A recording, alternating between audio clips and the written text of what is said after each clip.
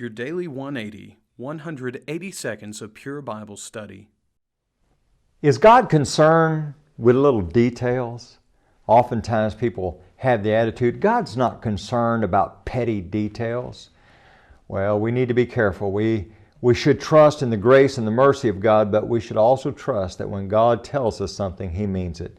Welcome to this, your Daily 180 Bible study. We're talking about deadly lies. And one of the most deadly lies that is prominent today is the idea God's not concerned with petty details, petty doctrines. Well, first of all, who decides what's a petty detail or a petty doctrine? What we need to do is honestly go to God's Word and ascertain what does God say, and then we need to reverence God enough to do what He says, exactly what He says, and the way that He says it. In Leviticus chapter 10, we find here in the Old Testament a principle.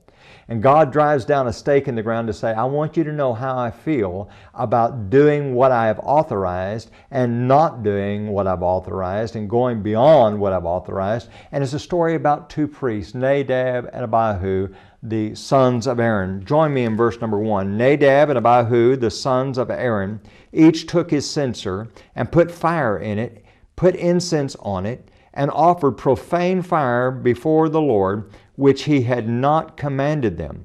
So fire went out from the Lord and devoured them, and they died before the Lord. Now I want you to get this.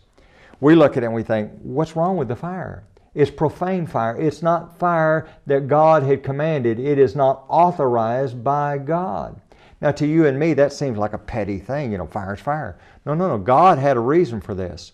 And God said, I want you to offer it the way I have instructed you to offer this fire. And there's a reason behind it. And look at verse number 3. And Moses said to Aaron, this is what the Lord spoke, saying, by those who come near me, I must be regarded as holy. And before all the people, I must be glorified.